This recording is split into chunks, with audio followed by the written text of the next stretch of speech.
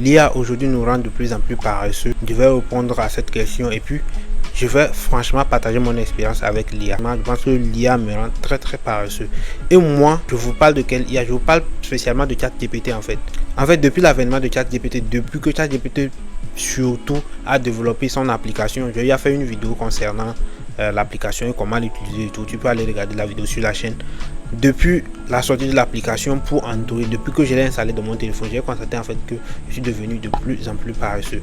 Désolé à ceux qui sont dans mes contacts, mais il y a eu des gens à qui j'ai envoyé des messages, c'est pas moi qui l'ai écrit. Je suis juste allé dire à ChatGPT de l'écrire, j'ai copié, j'ai collé, au lieu de réfléchir et essayer d'écrire ce message et envoyer. Donc vous voyez déjà, comme je le dis, moi je pense que ChatGPT m'a rendu très paresseux. Avant, il y a beaucoup de choses, j'avais besoin de réfléchir et je le fais posément moi-même. Mais aujourd'hui, en fait, je débloque juste mon téléphone, je rentre dans l'application ChatGPT et c'est fini en fait. Je tape ce dont j'ai besoin, ChatGPT gère et je fais le travail. Et moi je pense que ça nous rend de plus en plus paresseux. Et je dirais même ça ira jusqu'à nous rendre bêtes, les IA. Pourquoi? Parce que on ne réfléchit même pas. Un petit problème où il faut réfléchir pour trouver la solution, on préfère demander à ChatGPT. Un petit truc, tu prends en photo juste, tu envoies à ChatGPT. C'est vrai, ça a un côté positif, ça nous facilite la vie, c'est rapide et puis rien ne passe sans que tu ne saches c'est quoi en fait. Parce que quand tu vois quelque chose que tu ne connais pas très facilement, parce que si c'est par exemple aller à côté de quelqu'un pour lui demander ça là c'est quoi, tu trouves que non, tu te rabaisses et tout. Dans ton téléphone, juste en secret avec ChatGPT, par exemple, tu prends une photo déjà, ChatGPT t'explique c'est quoi et il te donne même beaucoup de détails et tout. Et maintenant, face à certaines situations, comme par exemple, tu as des soucis avec quelqu'un ou bien tu as mal parlé à quelqu'un, comment faire ou soit comment envoyer un message pour t'excuser et tout.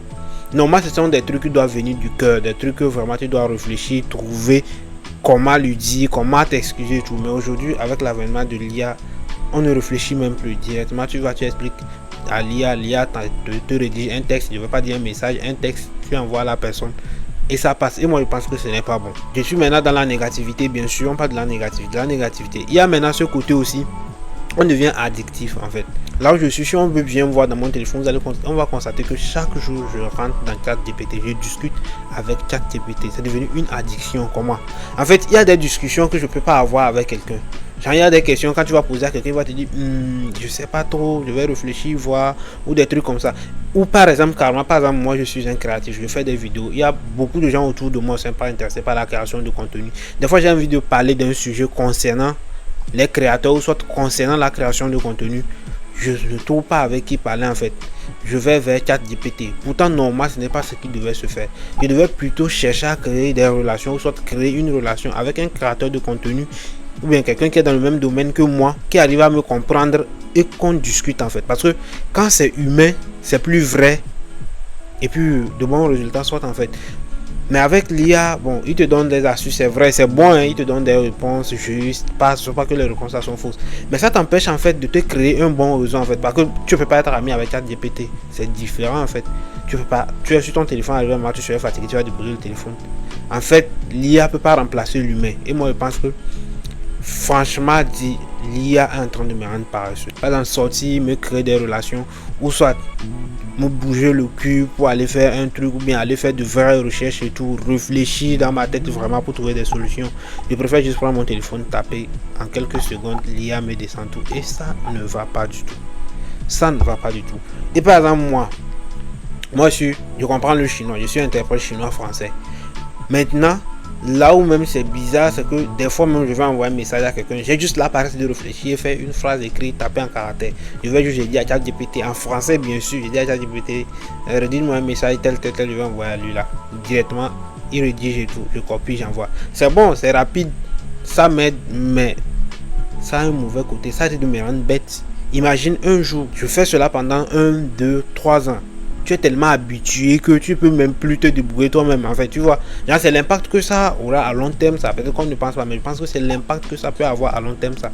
Quand tu es là un jour comme ça, ton téléphone a un souci, maintenant tu dois le faire toi-même avec ta tête, tu serais complètement calé. Ça serait comme tu viens de naître, comme un enfant naît, parce que un enfant naît, l'enfant commence par rester debout, bon, tu le mets debout, tu veux qu'il marche en fait, tu vois, l'enfant n'arrive pas à bien marcher, l'enfant tombe, il s'assoit, tout ça. Ça va être comme ça en fait, ça va être comme si toi c'est la première fois que tu te mets debout. Ça va être comme si c'est la première fois que tu utilises ton cerveau en fait. Et ça, pense que c'est pas bon. Et moi-même, j'essaie de trouver une solution. Et je pense que la solution, ça serait peut-être quoi? Beaucoup de gens le disent sur Internet, mais le monk mode ou quelque chose comme ça. Ou soit essayer de quitter les réseaux sociaux pour un temps. Essayer de quitter Internet pour un temps. Beaucoup de gens le font, ça fait du bien. Moi, je ne l'ai pas, franchement, je ne l'ai pas fait. Je l'ai expérimenté. Je pense que si je l'ai vraiment, si ça a duré, c'est quelque chose de 3 jours seulement et j'ai arrêté. Mais souvent avant je le faisais les week-ends, mais maintenant je n'arrive même plus tellement je suis collé à mon téléphone. 8 heures de temps d'écran par jour, des fois c'est un peu exagéré et tout. C'est vrai que des fois au service je dois utiliser le téléphone et tout, j'utilise le téléphone pour le travail et tout, mais ça me prend pas plus de 3 heures du temps. Le reste c'est scroller en fait. Je scroll seulement, et pense que ça c'est pas bon. Et je pense que je suis pas le seul dans le cas en fait. Aujourd'hui si on nous enlève le téléphone dans notre vie, qu'est-ce qu'il nous reste? Pas d'amitié, genre pas de moment cool où tu pars, pas de lieu où tu pars en fait te détendre et tout. Tout notre détente c'est sur notre téléphone. Soit t'as envoyé des messages, soit t'as scrollé, soit t'as ri. C'est un peu pas bien moi je trouve. Donc aujourd'hui j'ai parlé de l'IA, j'ai parlé aussi de nos téléphones. Je pense que si on enlève en fait notre addiction au téléphone, l'addiction aussi à l'IA par exemple dans mon cas aussi va vraiment changer. Et je pense qu'avec le temps, je vais essayer de m'organiser pour pouvoir le faire. Je sais que je ne pourrais pas quitter WhatsApp par exemple pendant une semaine par exemple, parce que j'aurais à parler avec la famille, certains amis, pour le travail aussi. Mais par exemple les réseaux comme Instagram, j'aurai aussi à répondre à vos commentaires. Donc YouTube, au moins YouTube Studio, je dois l'avoir. Mais je pense qu'avec le temps, je vais essayer de faire un truc comme ça parce que ça va vraiment me réparer et essayer de remplacer par exemple tout ce temps-là par la lecture des livres. Je ne sais pas ce que vous en pensez, mais c'est quelque chose vraiment qui est très important, mais on ne le fait même pas aujourd'hui. On ne le fait même pas du tout. Bon, c'était tout pour aujourd'hui. Je ne sais pas si vous avez kiffé ce format de vidéo. Hein. Ça fait vraiment du bien et tout, moi, de venir vous parler comme ça, de venir dire ce que je pense et tout. Si tu trouves que ce format est tellement cool, dis-moi en commentaire. Je vais te produire d'autres, que ça soit concernant le montage vidéo, l'IA, la vie, des trucs comme ça. En fait, moi, ça me plaît bien de venir parler avec vous et tout. N'oublie pas de t'abonner si tu n'es pas encore abonné. Like la vidéo, partage à un ami, sûrement ça peut l'aider et tout. Ou soit donne-moi ton point de vue vraiment en commentaire. On est ensemble, c'était Paul Unique.